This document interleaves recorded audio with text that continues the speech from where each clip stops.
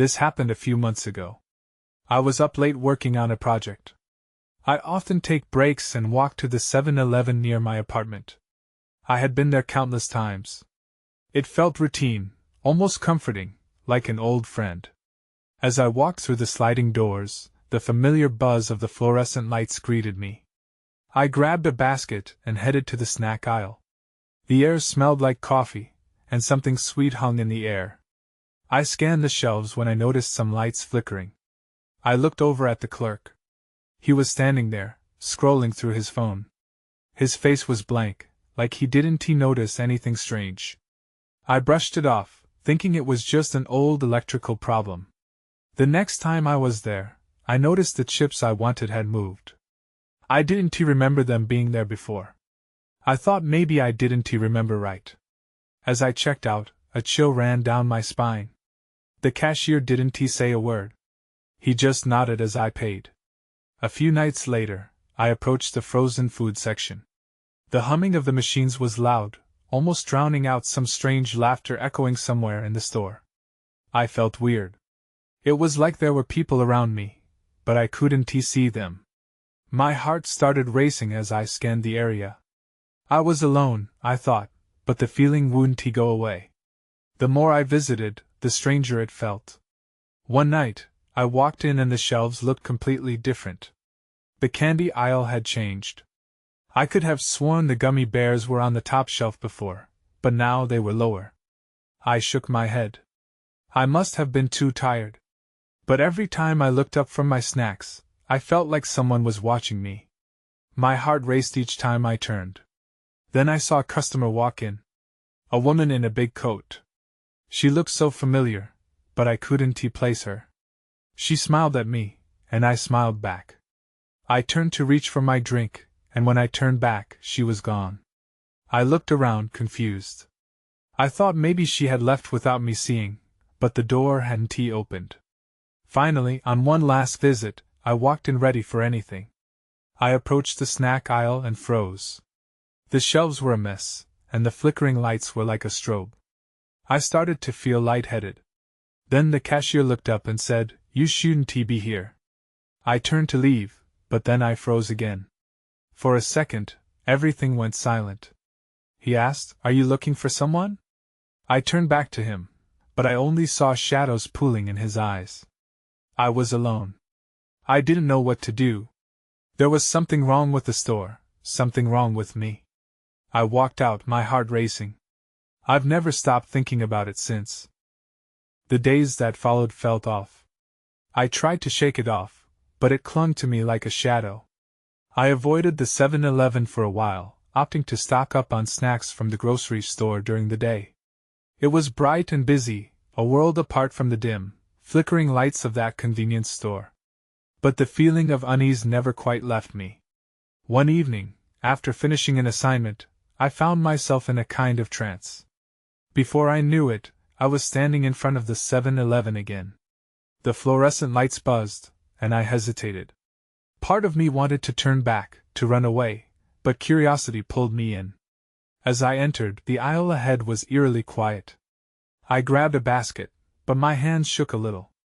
The air felt thick, and the familiar scent of coffee now had an acrid undertone. I forced myself to look up. The shelves were stocked as usual, but they felt different. Almost like they were watching me. I began walking the aisles, trying to ignore that prickling sensation at the back of my neck. That S when I noticed something on the floor. An item lay near the cashier's counter. It was a child's toy, a small, fluffy bunny with one eye missing. I picked it up, feeling a mix of nostalgia and dread. It looked worn, like it had been there for years, yet it felt like a fresh wound. The cashier caught sight of me holding it. "You shouldn't have that," he said flatly. There was a hint of emotion in his voice, but something in his eyes flickered fear or anger, I couldn't tell. I dropped it as if it burned my hand. The moment it hit the ground, the laughter echoed again, clearer this time. It felt like it was coming from everywhere and nowhere. "Could you hear that?" I asked, my voice trembling. The cashier didn't respond. He just stared, and the longer I looked, the more his expression morphed into something unreadable. My heart raced. I decided I had to leave. As I turned to walk away, I noticed that the shelves near the candy aisle were rearranged once more. The gummy bears I had thought were up high were not there at all. In their place was a jar of something dark. I leaned in, trying to see what it was when I heard that laughter again, chilling and right behind me. I whipped around, expecting to see someone standing there, but there was nothing. Just me and the cashier. My breath quickened. I rushed toward the door, and just as I reached for the handle, the lights flickered violently, plunging everything into darkness for just a second. When the lights returned, I was faced with the cashier, closer than before. "You really shouldn't be back here," he warned, his voice low and threatening. I pushed through the door, adrenaline flooding my senses, and ran into the night. Something was wrong with that store. Each visit, it felt like I was uncovering shadows that wanted to swallow me whole. I couldn't shake the feeling that I had to return, that I had stumbled onto something I didn't understand. But the question lingered, what was I really looking for? I didn't know, but I felt like I had to find out. I didn't plan to return the very next night, but my mind wrestled with itself. The following evening, I found myself at home, pacing the floor like a caged animal. I kept replaying the cashier's expression, the laughter echoing in my head. What was happening? Finally, I grabbed my jacket and walked out the door. The chill in the air mirrored the unease in my gut. This time, I approached the 7-Eleven with a sense of purpose. I needed answers, even if I was the only one searching for them. Inside, the fluorescent lights buzzed, casting a sickly glow. The aisles felt narrower, more constricting than before. I moved quietly, trying to avoid the gaze of the cashier. He was there, leaning against the counter, his eyes locked on me. There was something about the way he stood that felt predatory. Ignoring him, I made my way to the back of the store. I had to know what was in that dark jar. Was it the same one from the previous night? As I neared the shelf, I noticed a flicker of movement out of the corner of my eye. I turned quickly, half expecting to see someone lurking, but again, it was just the cashier watching me. I steeled myself and leaned in to examine the jar. It was opaque, black as pitch. I reached for it, my fingers brushing against the cold glass. Just as I turned it to get a better look, the laughter erupted all around me, sharper and closer than before. My heartbeat raced, and I jerked back, nearly knocking over a stack of chips. "Leave it alone," the cashier warned, his voice lower than before. I glanced at him. His demeanor had shifted now, he seemed almost urgent. "What is this?" I demanded, my voice trembling. "What is happening here?" His eyes narrowed, and for a brief moment, I saw a flicker of something. "Regret? Fear? You shouldn't be asking questions," he replied quickly, practically hissing. "You have no idea what you're playing with." I felt a chill wash over me. That was enough to push me over the edge. "I want to know." "What do you mean?" Just then, the lights dimmed, the buzz shifting to an unsettling hum. I glanced at the jar again. I could have sworn that something inside it shifted in response to the tension. Shadows danced in the corners of the store, stretching and contracting like they had lives of their own. "Get out!" he shouted suddenly. His voice rang with a force that made me jump. But before I could make a move, I noticed something odd at the periphery of my vision. Behind the cashier, a figure flickered into existence, just for a heartbeat, then vanished. "Now!" he yelled again, and for once I listened. I bolted towards the exit, but as I crossed the threshold, I heard the laughter again, louder, insistent. It wasn't just in my head. It was alive. I stumbled outside, gasping for breath, the cool night air hitting me like a splash of cold water. I glanced back at the store, heart pounding. The cashier stood still, arms crossed, watching me, an unsettling smile curling on his lips that didn't reach his cold eyes. That laughter echoed in my mind, mixing with the shadows of what I had seen. I couldn't fight the urge. I would return. I had to uncover the truth, even if it meant facing whatever darkness lay hidden in that store. But now uncertainty clawed at me. What had I awakened? What was lurking in that jar? I needed to find out before it was too late. I didn't sleep much that night. Thoughts of the jar and the smiling cashier danced around my mind, each one sparking another question. I kept telling myself I wouldn't go back, but by morning I knew I had to. The sun was high, but it did little to chase away the chill that hung thick in the air. I stepped out of my house and made my way back to the 7-Eleven. My heart raced with each step, matching the thrum of fearful anticipation in my chest. The store loomed ahead, a beacon of mystery and dread. When I walked in, it was different. The fluorescent lights felt buzzier, the air thicker. The cashier stood behind the counter, just as he had the night before. His eyes met mine, and I caught a hint of tension in his smile, not the easy grin of a retail worker, but something more guarded. I didn't need to play games anymore. "What's in that jar?" I asked, my voice steadying under the weight of my conviction. "Nothing you need to concern yourself with," he replied, his tone cool and dismissive. But I could see the flicker of anxiety that crossed his face. "Is it dangerous?" "I don't think you're being honest with me," I pressed, fear vastly outweighed by curiosity. He leaned in slightly, his demeanor shifting. "You don't understand what you're asking. Some things are best left alone." That wasn't a real answer. The urgency clawed at my stomach as I stepped further into the store, edging toward the back. "I saw something last night. Behind you."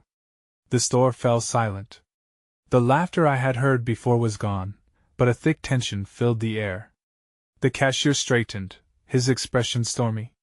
"You're not supposed to be here," he said, each word deliberate like a warning. But I didn't back down. "Why do you care? What's going to happen?"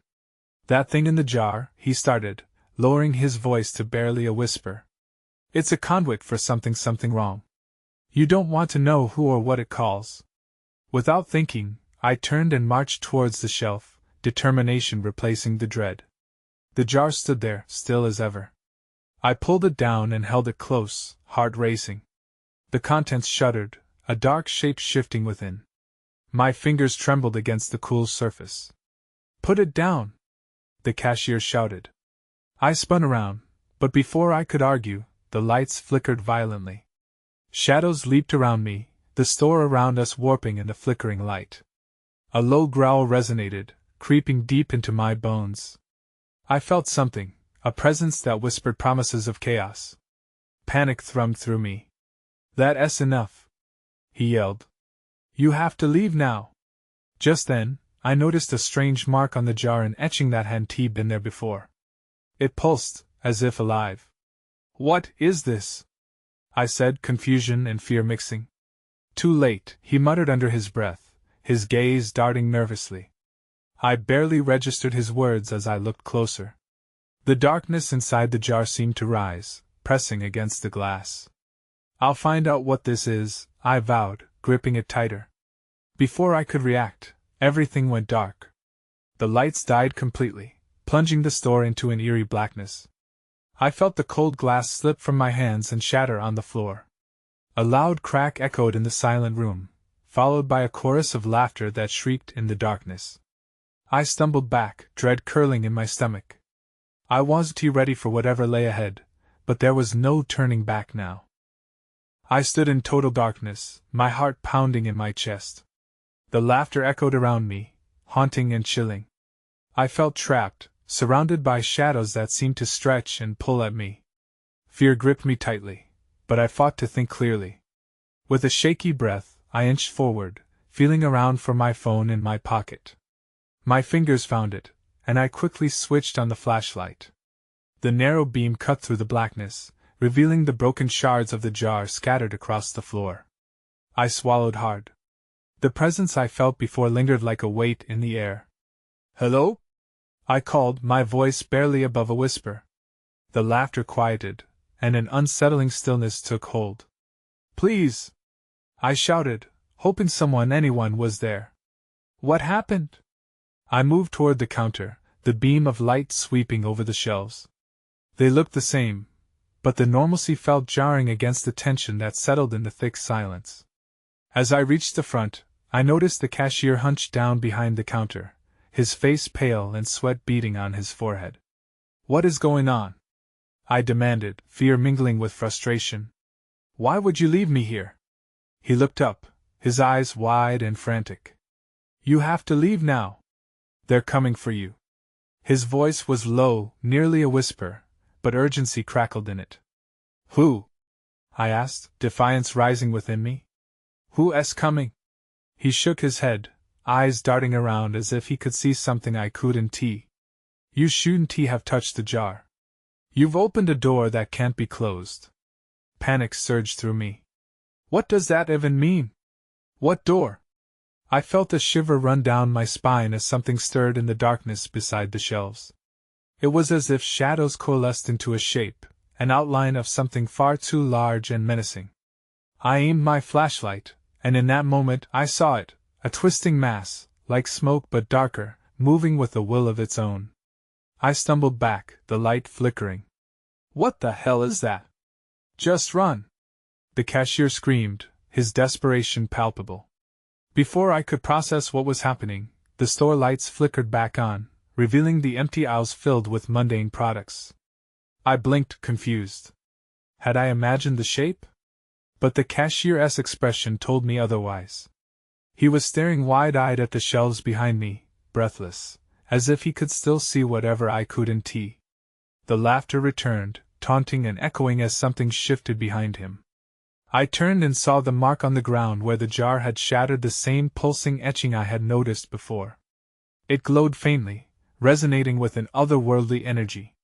Then everything shifted. The room began to distort, walls bending as if they were breathing.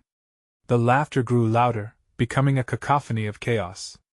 I stumbled, fear surging as the reality around me blurred. That's it, the cashier shouted. You need to understand what you've done can't be undone. I couldn't think, couldn't breathe. The air felt electric, thick with unease. I knew I had to escape, but where? The door loomed ahead, but the shadows clawed toward me, eager to draw me back into their depths. And that's when the laughter stopped. Everything fell silent, and in that hush, I heard a whisper, an invitation to step further into the unknown. I gripped my flashlight with determination. I had to find out what was happening, even if it meant confronting the darkness head-on. The shadows twisted and lurked at the edges of my flashlight's beam as I stood frozen in place. The cashier's warning echoed in my mind, a sinister reminder of the jar and whatever force I had inadvertently unleashed. I felt the floor beneath my feet tremble, and a sudden coldness seeped through the air. Run! I shouted again, more for my own sake than his. Fear propelled me toward the front door, but I was only a few steps away when a loud crash rattled the shelves behind me. I hesitated, torn between curiosity and the instinct to flee. What if the darkness was coming for me? What if I could still escape? I forced myself to look back. The cashier was still at the counter, his eyes wide, reflecting the terror that gripped my chest. I could see the faint outlines of something creeping up behind him, a thick, roiling darkness that swallowed the light around it. I turned away again, spinning toward the door. Then, something struck my back. I stumbled forward, the flashlight slipping from my grasp. It clattered to the floor and flickered out, plunging me back into a stifling darkness. I cursed softly, scrambling to pick it up, shaking with adrenaline. Just as the light came back on, I felt the presence close behind me, a pressure, as if I were being watched. I flicked the beam around, my eyes wide. The cashier was gone, his station empty, and the store felt impossibly large and cavernous. The laughter returned, now taunting and high-pitched, echoing through the aisles. I grabbed my phone for light again and directed it towards the store's back. I had to know where he had gone. Where are you? I shouted, my voice trembling. The laughter crescendoed, turning into sporadic bursts that ricocheted off the walls. The aisles around me warped, stretching like rubber, twisting out of shape. Suddenly, in a flicker of the lights, I saw something move. A shadow darted quickly between the shelves, impossible to distinguish. I stepped backward, trying to keep my mind tethered to reality, and that's when I tripped over something on the floor. I fell hard, my heart racing, and threw my flashlight into the air. It landed a few feet away, illuminating the broken jar's remnants, That's when I saw it. A small, shattered piece lay there, glimmering faintly. Beneath it, a pulse of energy emitted a strange warmth. My breath hitched. This could be the key. Maybe if I could gather the shards, I could close the door I had opened. I crawled toward the light, heart pounding, but as I reached for it, all the shadows surrounding me shifted. I paused. A figure emerged from the darkness, barely visible but unmistakably there. It was tall, looming. The face was obscured, but I could feel its gaze fixed on me, cold and assessing. "Help!" I screamed, but the sound fell flat, swallowed by the eerie quiet. Suddenly, the lights flickered out again, leaving me in suffocating darkness. The figure stepped closer, and I felt a rush of air as it moved. I scrambled to my feet, adrenaline driving me to escape. I could still hear the laughter, still sense the pulsing energy in the air. But now, I was not alone. I dashed toward the exit as fear gripped me once more. If I didn't find a way out, the door I had opened would consume me whole. And whoever was watching wouldn't let me escape that easily. I sprinted toward the exit, my heart pounding. The laughter intensified, wrapping around me and squeezing my chest. Every step felt heavy, as if the very ground was trying to hold me back. I couldn't let that thing catch me. I had to get out. I finally reached the front door, but it wouldn't budge. I pulled at the handle desperately, but it felt like it had fused to the frame. Panic surged through me as I banged my fists against the glass. I glanced back. The figure was closer now, its vague shape wavering in the darkness, a sentient shadow that seemed to absorb the little light left. "Open!" I screamed, my voice raw. I thrust my shoulder against the door, but it held firm. I sank to my knees, the shards of the jar scattered nearby glinting under the faint light of my phone. My hands trembled as I scanned the ground, piecing together my options. Then I saw it. A larger shard, still intact, glimpsed just beyond my fingertips. As I reached for it, an intense chill filled the air. I grabbed the shard and felt a jolt run through me, flooding my senses with warmth. In that moment, the shadowy figure paused, as if measuring the power I held. Instinct kicked in, and I lifted the shard towards the figure. "Stay back!" I yelled, my voice stronger than I felt. The laughter quieted, and the figure recoiled slightly. I could feel a strange connection, an energy that pulsed along my arm and focused through the shard. Suddenly, I remembered the cashier's warning. Something about the fragments not just being pieces of glass. Had he said they contained despair? Or fear? I couldn't recall, but I feared I had unwittingly invited whatever force dwelled in the shards into this place. "Please," I said, desperation lacing my words, "I just want to leave." The figure hesitated. It seemed to shrink back, like a wave retreating from the shore. I took a step closer to the door, still holding the shard. "Let me go," I demanded, my voice shaky but firm. The darkness around the figure pulsated, expanding and contracting like a breathing entity. It felt as though it was weighing my request, considering if it would grant me freedom. My heart raced. I could still hear the laughter echoing in my head, but a new sound emerged, a whisper, a low murmur that crept through the aisles. "Find your way," it said, the voice weaving through the chaos. I looked back at the larger piece in my hand. "This? I can close it, can I?" I whispered, half to myself. The reply came in the form of a sudden rush of wind, wrapping around me like an embrace before crashing back into stillness. And then everything changed. The lights flickered back on, bathing the store in a harsh glow once more. I turned, and there was no sign of the figure anymore, just the shadow of the shelves and the scattered fragments of the jar. Yet, I still felt an unsettling presence. Something was still lurking in the store, something that wanted to keep me there. I cautiously approached the door again, my fingers still clutching the shard tightly. This time, when I pulled the handle, the door swung open as if welcoming me back into the world outside. But as I stepped over the threshold, a chilling realization hit me: this wasn't over. A weight settled in the pit of my stomach. I had only begun to uncover the darkness within this place, and whatever I had disturbed was far from finished. "It's not just a store," I muttered under my breath, stepping into the night. I needed answers, and I had a feeling the cashier wasn't the only one who could help. The sun had barely risen when I found myself back in my neighborhood, the fluorescent lights of the 7-Eleven flickering in the distance like a beacon I both needed and feared. I didn't know how much time had passed since I had left, but the night's events replayed in my mind like a bad movie. I felt the shard clasped tightly in my palm, a faint warmth radiating from it. The store looked normal from the outside. Cars passed by, oblivious to the terror I had just endured. I hesitated at the door. What if that thing was still in there? But a nagging voice told me the answers I sought lay within. I needed to confront this darkness head-on. As I stepped inside, the typical smell of convenience store fried food hit me. It felt like a lie compared to the haunting laughter that still echoed in my ears.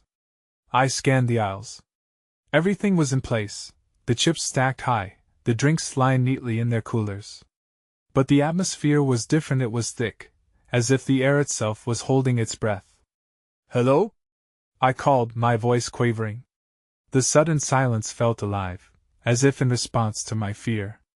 I noticed the cashier from the other night, but he was different now. His eyes looked hollow, and his smile had vanished. "You're back," he said, his voice low. "You weren't supposed to come here again." I took a step closer, feeling my heart beat faster. "I need to know what happened last night. What are these shards?" I held up the piece of glass. His expression darkened, and for a moment, I thought he might vanish like the shadow. "Those shards are remnants of the despair that's been trapped here. You've touched what's not meant for you." "Despair? How do I stop it?" I demanded. I felt the shard vibrate in my hand, almost as if it were alive. "You might not be able to," he replied, glancing toward the back of the store. "But there are others who can help you. If you're brave enough, go investigate the storage area." "Others?" I asked, trepidation filling my voice. He nodded, his gaze shifting. "Seek them out. They know the answers. But be careful. Not everything there is friendly. The shadows can take form in many ways." As I processed his warning, my thoughts started racing. Who else was involved in this? I felt a pull toward the back rooms, the storage area where the shadows might dwell. Was I really ready to face whatever lurked there? Just as I began to move, a loud crashing sound echoed from the back. I jumped, my heart racing again. Something was in there, something that didn't want to be found. "That's not good," the cashier whispered, his eyes widening. "You need to make a choice." The lights flickered ominously, and everything felt heavy with dread. I didn't have much time. That noise, it could mean danger or a way to uncover the truth. I couldn't turn back now. "Help me!" I yelled, half desperate, half determined. And then I ran toward the back, the shard in my hand brightening as I pushed through the swinging door. That's when I saw it. My breath caught in my throat. In the dim light of the storage area, a figure loomed, almost blending into the shadows. It was tall and thin, its features obscured, but I could see long, skeletal fingers reaching out toward me. The shards in my hand pulsed warmer, as if reacting to this creature. "Who are you?" I shouted, trying to sound braver than I felt. The figure tilted its head, a slow, deliberate movement. "Another curious soul. You shouldn't have come here," it hissed. The voice was raspy, like gravel scraping against metal. I felt the air chill around me. "Despair," I said, recalling the cashier's words. "You're one of them." It let out a hollow laugh, sending shivers down my spine. "Despair binds us all." But you took a step closer, and the light flickered like it was afraid. "You think you can break the cycle?" I squeezed the shard in my palm, feeling a surge of energy. "I came to stop it. I can't let this continue." "You think mere shards can shield you?" It taunted, its fingers stretching out further. "Pain cannot be undone by glass." Panic surged through me. I had to get out, but my feet felt glued to the floor. The figure advanced, and I finally willed myself to move. I darted to the side, seeking the way back to the brightly lit store. I could hear shuffling behind me, the shadow pursuing. Just as I reached the exit, I turned back, raising the shard. Stay back. The creature paused, its eyes glowing faintly as it considered me. You're not ready, it warned, but its voice had lost some of its bite. It seemed to hesitate. I won't let you take anyone else, I shouted. I stepped forward, thrusting the shard toward it, feeling oddly empowered. The shadows recoiled slightly, like they were alive and afraid. The figure recoiled, then lunged. I stumbled back, barely escaping its grasp as I burst through the swinging door. I collided with a shelf, knocking over a display of snacks. The cashier startled and instinctively reached for something behind the counter. Get away from me! I yelled, fear coursing through me. Stay calm! He shouted back, but it didn't help. I looked behind me, half expecting the shadow to come pouring out, but it seemed to hold back. What was that? I gasped, trying to catch my breath. The cashier's face was pale. It's worse than I thought. You shouldn't have touched the shard. It's a conduit. A conduit for what? I pressed, urgency pushing me forward. For the darkness that lives here. It thrives on your fears, your doubts. You must. A sudden crash interrupted him. The lights flickered again, and for a brief moment, we stood in an unnatural darkness. When they flickered back to life, the storage door swung open wider. My heart raced as I saw the figure step into view. Now it was followed by others, forming a line of shadowy figures, all drawn to me. Run, the cashier urged, panic in his voice. Now! I didn't question him. I turned to flee, but an icy wind swept through the store, slamming the door shut behind me. I spun back, terror clawing at my chest. I had opened the door, but now I was trapped. I was locked in with the shadows. My breaths came in ragged bursts as I faced the advancing figures, their shapes dancing in and out of clarity, a swirling chaos of darkness. An echo of the laughter filled the air again, this time layered with whispers that seemed to taunt me.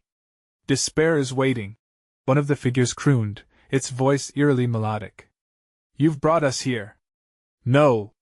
I yelled, backing away until I hit the cold metal of the checkout counter. My heart pounded as the cashier stood beside me, the same pallor on his face mixed with something akin to determination. Do you have any idea what you've done? He asked, urgency in his tone. You opened a doorway, and they can't be let through. Then let's close it.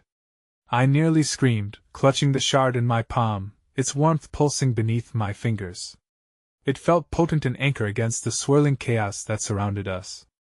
But the shadows continued their advance, a dark tide creeping toward us. You think that glass can protect you? One sneered, towering over us with a thin waist and elongated limbs, its features warping as it shifted. Stay back! I shouted, raising the shard as if it were a shield. The light within it flickered, illuminating the air like a beacon, and the shadows ceased their approach. Your light, the figure hissed, is nothing but a flicker in the dark. It stepped closer, and a cold dread settled in my stomach. Realizing I had only moments before they'd overcome me, I turned to the cashier, urgency pouring forth. How do we close the door? What do I have to do? Let the shard resonate with your fear, he said quickly, glancing between me and the encroaching darkness. Feel it, connect with whatever darkness you've brought forth. Only then can it be sent back. With no time to think, I closed my eyes. I was flooded with the visions of past nights' doubt, fear, moments of despair that I had brushed aside. I pictured them vividly, nights spent sleepless, wanting to give up on my projects, feeling hopeless as if I were drowning. As I embraced that despair, the shard glowed a fierce blue, pulsing with energy. I opened my eyes, and for a fleeting moment, I could see the true forms of the figures. They were humanity's failures embodied, writhing in eternal torment. Now! The cashier urged, though his words felt distant in my mind. The shadows stretched toward me, and knowing I held the power in my hand, I lifted the shard high. Begone! I screamed, pouring my energy into the shard. You will not take me! You do not belong here! The shadows recoiled as though struck. The laughter turned to howls, a mournful cry echoing through the store as if the passion behind my words had created a barrier. I felt the energy surge through me and into the shard, wrapping around it like tendrils of ice. Then, with a blinding flash, light burst forth, filled with warmth, flooding the store with brilliance that erased the cold, looming darkness. The figures shrieked, their forms distorting, twisting as the light consumed them. No! No! Their voices clamored, but it was too late. The light swelled, chasing them back toward the storage room from where they had come. With one last push, I thrust the shard forward. The doorway yawned wide, a swirling mass of dark and light battling across the threshold. And as the darkness devoured itself, I heard a final, echoing laugh before everything went silent. The store settled into an eerie calm, the lights buzzed softly, illuminating the chaos we had narrowly escaped. I stood breathless, heart racing at the adrenaline coursing through my veins. The cashier exhaled, his face relieved yet grave. You did it. But this isn't over. He looked at me, concern lining his features. You've just put a bandage over a wound that needs healing. I could still feel the remnants of fear clawing at the edges of my consciousness. It's not gone? I asked, my voice tremulous. It's never completely gone, he replied, level-headed. But the door is closed for now. I stood there, the weight of uncertainty flooding back. I had fought a battle but couldn't shake the feeling that a greater war loomed ahead. What had I awakened?